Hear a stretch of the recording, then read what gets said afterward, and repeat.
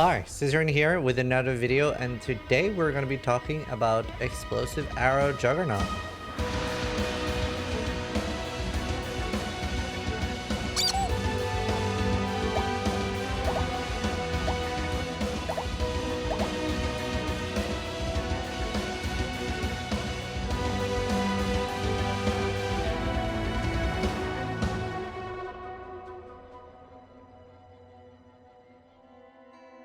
Some of you have probably seen my Explosive Arrow Champion guide and are probably now going to be wondering why Juggernaut. So first off, my champion is actually level 100. I think that would definitely be my preferred choice for softcore, and maybe even hardcore most of the time. But Juggernaut ends up being a lot more tankier. To get damage, it will be a lot of a more investment than this. So currently I'm sitting at around 5 million damage, I think. I'll show you how we do the calculations and configs and what we set up to see how much damage we have as well. This isn't going to be a full in-depth build guide, but we might as well show this. So first, to figure out how many fuses we have, this doesn't really work. It's too generous with how many free fuses you get. So first we'll look for Explosive Arrow. Then we need to look at the attack speed and skill effect duration. So first, let's turn on the important thing we have for attack speed, which is frenzy charges. We do not have onslaught for boss fights at the moment. That means that we have a 2.4 as our attack speed. We have 6 totems. And then we have a 1.43 buff duration. I don't know if it's a 143 or 1452, but I like to pick the lower number. And then we get 1 for free.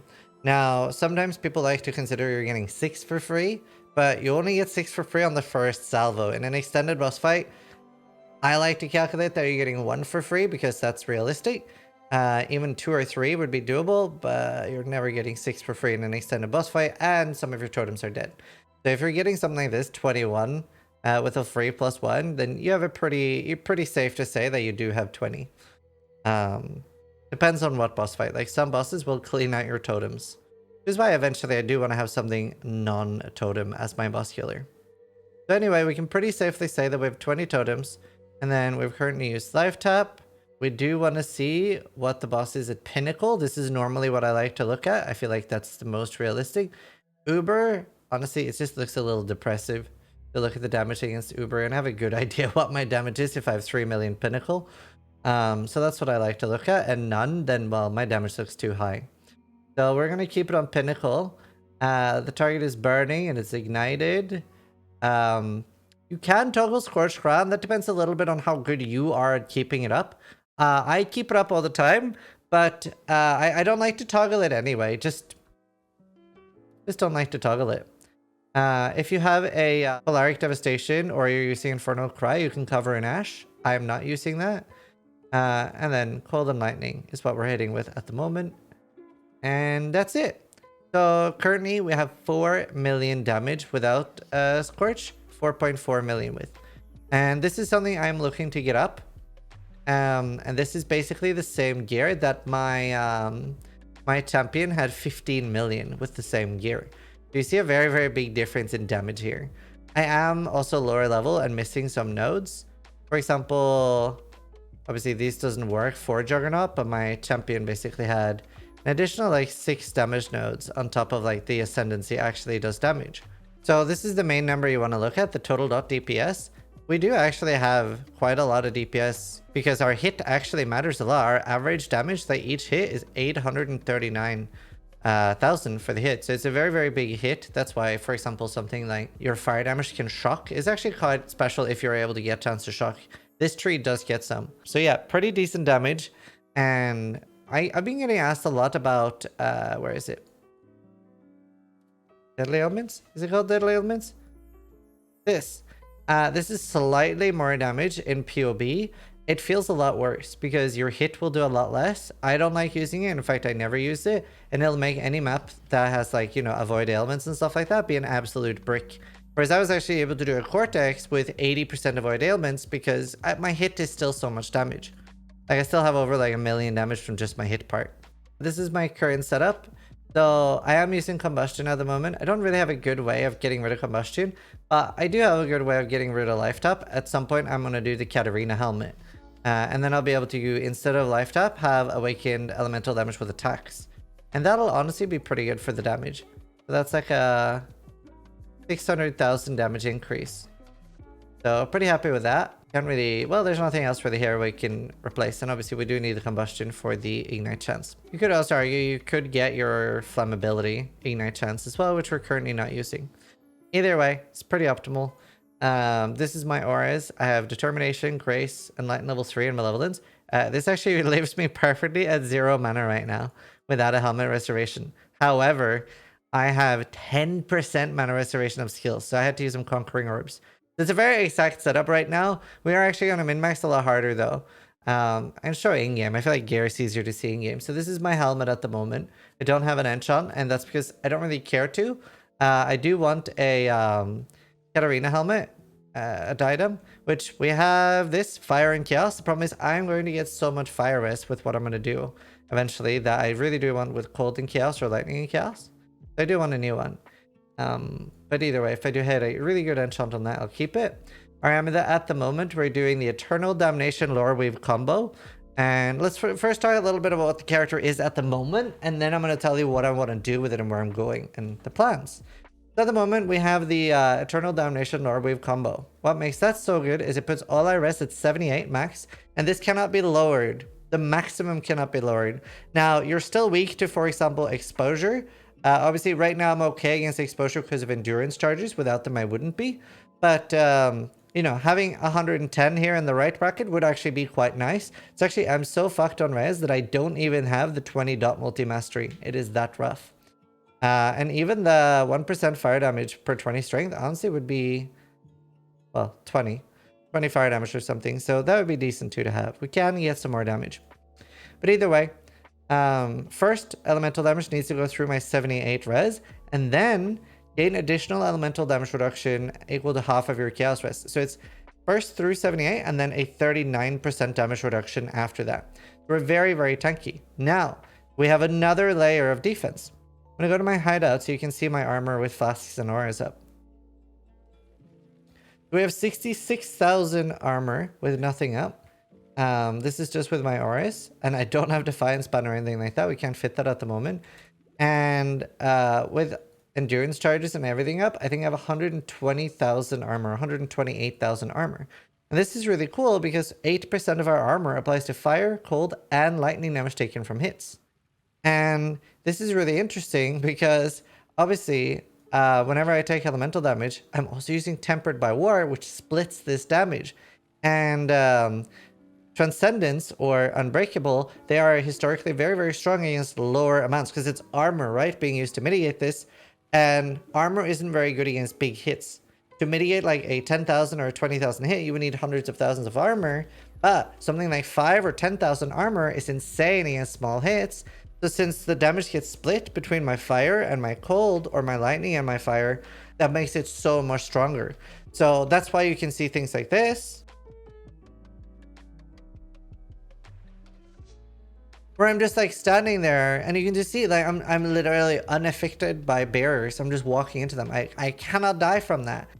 And then we have like this, where I'm literally standing still with Shaper, and we have a clip here of Sai tanking. This is Uber Elder in the background. He's just tanking the slam, no problem. He's tanking the balls, no problem, and being just excited about how tanky he is.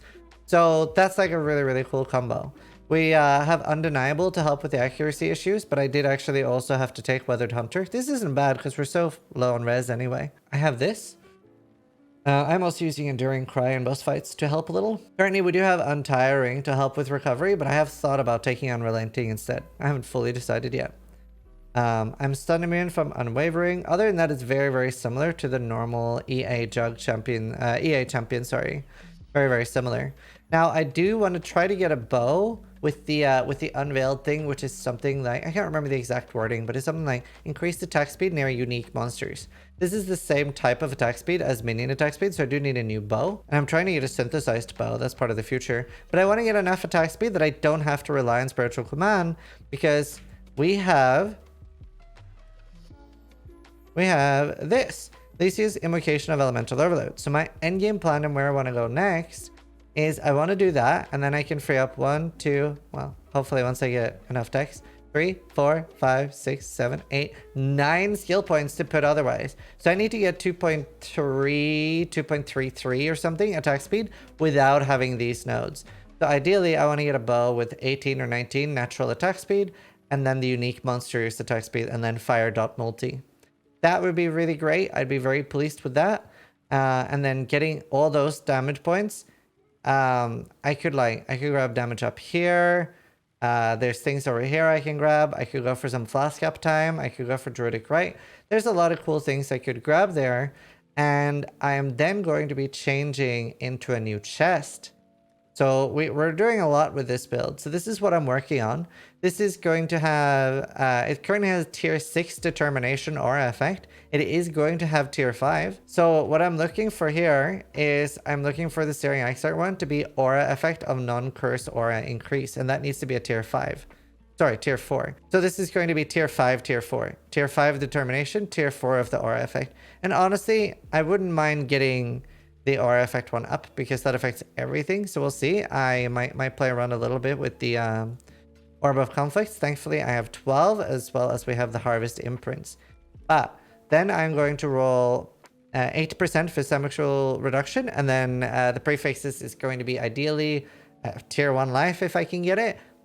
Percentage life and the physical damage taken as fire and lightning or whatever the Gravious Craft is.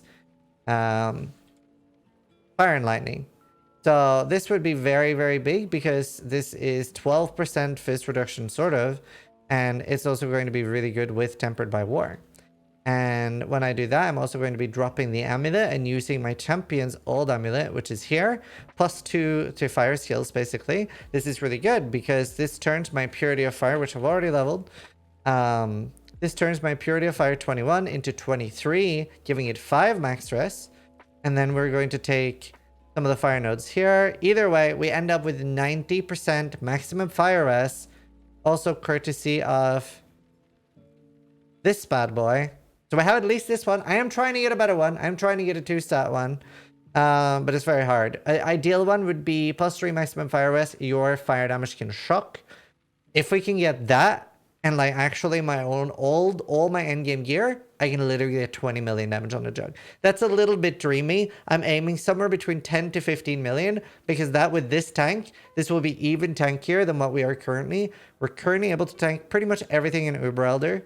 I just don't really like doing fights like that with only 5 million damage. Damage is a great way to deal with hard encounters in PoE. So trying to out gear it a lot because I don't want to just kill it once. I want to farm it 100 times. And then you kind of want to be as close to immortal as you can. You want to have that. It's some serious fuck ups required to die.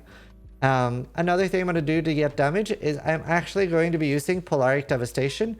Now it would be great to get a bunch of these and corrupt them for like all rest or something cool or immune to bleeding, but elemental damage is obviously good.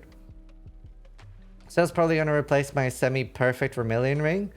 But there's a lot of things we can do here. The other Amethyst ring, I don't think I'm able to replace. It's pretty much perfect except for the fact that the tiers could be 1 higher. But I do need the decks. My boots are currently perfect except for the prefixes. They need tier 1 life, ideally with hybrid life. I would love to get 110, 120 life on these eventually. Oh, actually, we're going to get rid of the Scorch Crown, so we're going to lose some damage there. We're going to have maximum fire rest instead. Maybe. We might not need it. We might be able to get away without it. The gloves are also perfect unless I can get away with no attack speed. But honestly, I might just exalt these. They're pretty close to perfect anyway. Pretty hard to beat. The helmet, obviously, we're going to go over Katarina. Quiver, I am working on a new one somewhere. Where did I put that? Here. I'm going to try to keep those suffixes and just sorting out the prefixes, but that's going to cost me some divines. And as for Deity and Dawn, I've been trying. I've corrupted like 5 or 6 now. None of them have changed implicits at all. I did have one that was borderline perfect. I think it was 85 life, 39, 38, which is as close to perfect as you're going to get. And sadly that bricked. It would have been nice to keep, honestly. It's just when I corrupted it, I didn't need that good. As for the bow, what I'm working on there, I did just turn out a video with how to make a bow. And if this was going to be champion, I definitely could have just used the thicket bow. However, I need to use a grove bow. Where are they? Oh, I don't know if I have any left. I've been trying to synthesize them. So basically what I'm doing, I'm synthesizing every grow bow item level 86 or more that I find. And the reason for that, I'm looking for at least one good stat, and I'm hoping that it hits 3 implicits, and one of them is good. And then I'm going to farm a shit ton of beasts, because what you can do is you use this little blue fella here, Craigie Chimeral, and then you re-roll it. So you'll get like the 3 implicits, and then you imprint it, and then let's say that I get +1 fire gems, right? Or +1 support gems. Then I'll imprint it first, so we have that saved. Then I'll start re-rolling the synthesized implicits and hope that I get a second good stat. So absolute best in slot would be something like, you know, +2 arrows. Can it do that? I think you can do +2. +1 would be bad or annoying. But either way, there's so many cool things that we could get. Like, we could get some really, really special stuff here. And we currently have 4, I think, of the... where are they? We have 4 Vivid Vultures at the moment. So we actually could reroll. I would also love to get some good Impossible Escapes. Getting one for Imbalanced Guard would be pretty big. Then I could probably go around here instead of going here.